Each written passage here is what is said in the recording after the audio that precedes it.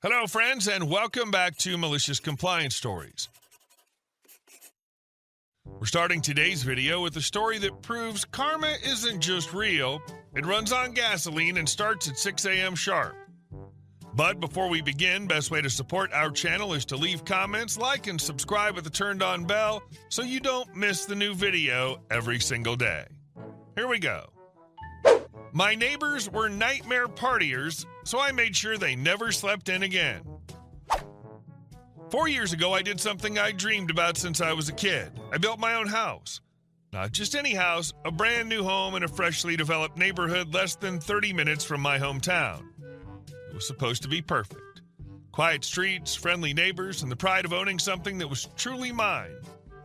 For the first few weeks, it was exactly that. I unpacked my things, set up my furniture, and even planted a few shrubs in the front yard, imagining how they'd look in a few years.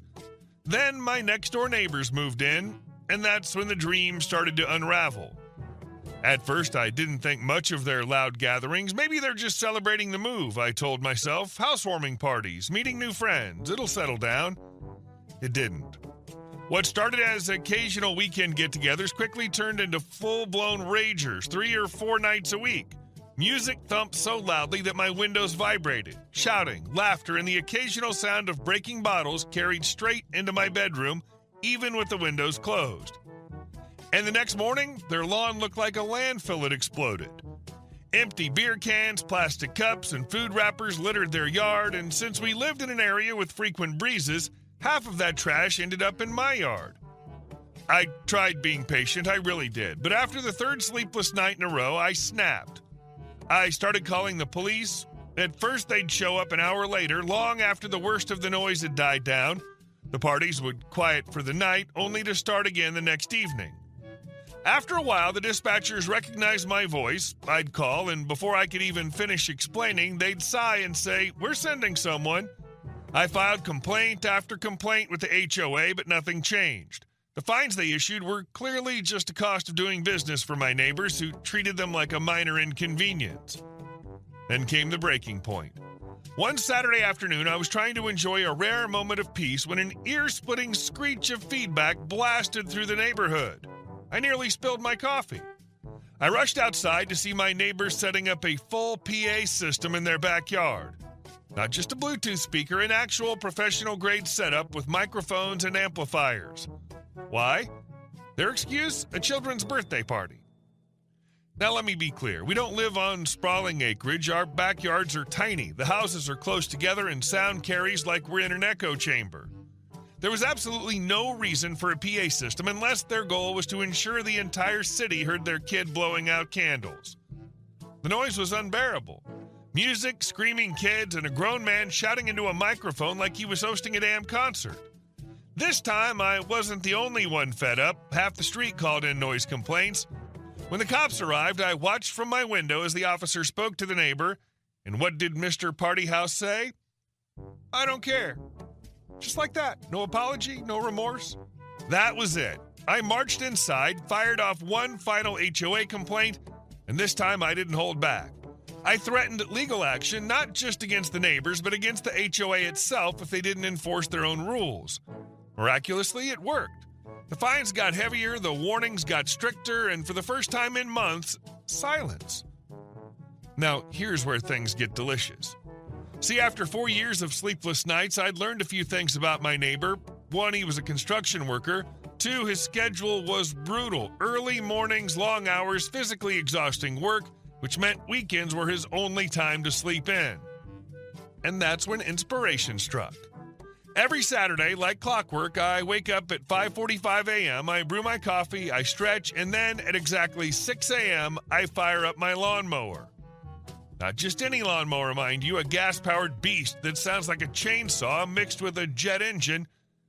And where do I start mowing? Right outside his bedroom window. Sometimes, if I'm feeling extra motivated, I'll pause there for a while, maybe check my phone, maybe sip my coffee, all while the mower roars directly beneath his window, ensuring that any hope of sleeping in is obliterated. Does it make me a terrible person? Maybe. Do I care? Not even a little. 4 years of parties, 4 years of trash, 4 years of I don't care. Now, Saturday mornings are my time, and I savor every single minute of it. I don't blame you, but I find it odd there's no provision to prohibit lawn mowing before 7 a.m. as a part of a noise ordinance. And our second story.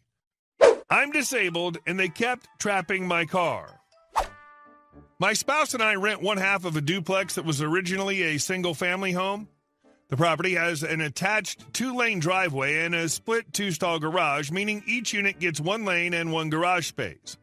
The driveway is long enough for 3 cars, but a public sidewalk cuts right through it, which means no one should be parking below that point. Blocking the sidewalk is a no-go.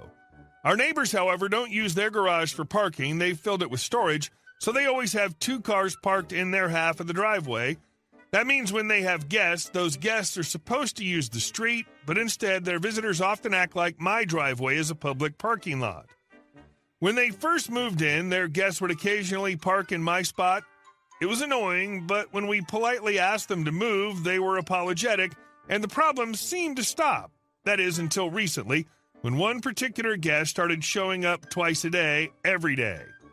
It seemed like they were picking up and dropping off one of the neighbors, but rather than just stopping for a quick second, this person would sit in my driveway for 10 to 15 minutes at a time. At first, I let it go. 10 minutes isn't the end of the world, but it kept happening.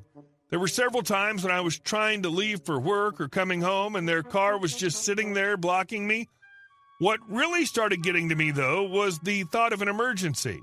I'm disabled. What if I needed to leave immediately and this random car was keeping me trapped in my own home? After a few weeks of this, I knew I had to do something. Asking them nicely wasn't going to fix it. They already knew they weren't supposed to be there. The next time it happened, I decided to handle it differently. One morning, I was leaving for work, and sure enough, there they were, idling in my driveway like they owned the place. Instead of confronting them directly, I pulled my car out of the garage and parked directly behind them, blocking them in. Then I pulled out my phone and called a tow truck. I didn't have to wait long. As soon as the tow truck pulled into the driveway, the guests realized what was happening and bolted out of their car, waving their arms. Hey, wait, that's my car, they shouted. Oh, I know, I said, leaning against my own vehicle, but it's in my driveway and I need to get out. They were flustered, clearly not expecting this. I was just waiting for a few minutes. And now I'm waiting for you to leave, I replied. Funny how that works. By then, my neighbors had come outside looking alarmed. They tried to plead with me to stop the tow truck, acting like this was some harmless misunderstanding. Come on, is this really necessary? One of them asked. It was just a few minutes. I just shook my head. I've asked nicely before. I'm done asking. The guests ended up having to pay the release fee, and judging by the look on their face, they weren't happy about it. I figured that'd be the end of it, but later that day, my landlord showed up. Apparently, my neighbors had called him, complaining about what I'd done. I expected to have to defend myself, but instead my landlord shrugged and said, I told them if they block your driveway again, I'll start eviction proceedings. I blinked, not expecting that level of support. Wait, really? Yeah, he said, they're violating the lease. If they can't respect your space, they can find a new place to live.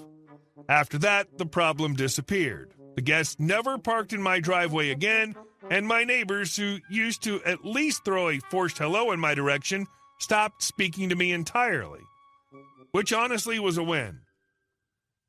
Now I can come and go without playing a daily game of who's in my spot today. I would have done the same. Our OP tried to resolve the issue peacefully, but sometimes it's easier for people to pretend that they don't understand anything, up to such results when your car is towed away. And our last story. Karen expected me to pay for a road I never asked for. It all started when a developer in our area went bust, leaving a handful of plots behind and next to my land for sale at an attractive price. Naturally, this meant new potential neighbors were on the horizon. I wasn't thrilled about the idea, but at least it seemed like the new neighbors would have good access to the land, and I thought it might be a quiet and uneventful addition to the area. Then one day, a woman walked up to my land, introduced herself, and told me that she'd bought the land behind mine. She explained that she was planning to build a road along the border of my property, The reasoning was that the guy who owned the plot next to mine didn't want the road going through the middle of his land, but was willing to allow it on the border as long as he could use it as his driveway. She said it was going to be a shared road, and since my land was along the border, I'd be expected to go in on it. I wasn't completely opposed to the idea. At least it was better than having a road cut through the middle of the property. I thought, why not help out, as long as there's some benefit for me too? So I agreed to the plan, but with one condition. I wanted to make sure I could use the road whenever I needed access to the other side of my land. I made it clear that I wasn't interested in paying for the road. I was only agreeing to allow it to be built. The woman, who I'll now call Karen, seemed fine with that. After exchanging contacts and agreeing on the general terms, things seemed to be going smoothly. I figured it would be a straightforward agreement with everyone sharing the costs and using the road when needed. A few days later, I received an email with an attachment outlining the plans for the road, including the projected costs. The plan was for everyone involved, the three of us, to pay an equal share of the expenses. What? Then I saw a reply from the neighbor next to me. The neighbor, who I'll call Bob, wasn't happy with the idea of splitting the costs equally. He explained that he would only use half of the road and would therefore only cover part of the cost for the section he'd use. I was a bit confused by this. I replied to the email, stated my position clearly. I told them both, I'm sorry if there was a misunderstanding, but I'm not paying for the road. I'm fine with you building it and using it as long as I can use it if I need to access my land. My only condition is that I don't pay. That meant Bob, who would only use half the road, would cover 25% of the cost, and the rest would be split between Karen and the neighbor behind me. Not long after I sent the email, I received a call from Karen. The moment I picked up, she was already upset. You're being selfish and greedy, she snapped. You want to use the road without paying for it? Do you have any idea how expensive this is going to be?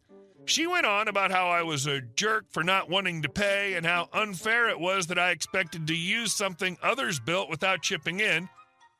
I tried to explain calmly that I wasn't asking for anyone to build the road for me. I just wanted to make sure that if the road was built, I'd be able to use it if needed. She kept yelling at me, calling me all sorts of things, and accusing me of taking advantage of her and Bob. Honestly, it felt like she was more concerned with my refusal to pay than the actual fairness of the situation. At this point, it became clear that Karen was not going to let it go. She was furious, and no matter what I said, she wasn't going to back down. To her, I was the bad guy for not agreeing to pay for the road, even though I had clearly stated that I wasn't opposed to the idea of it being built. I just didn't want to pay for it, especially when I wasn't going to be using it regularly.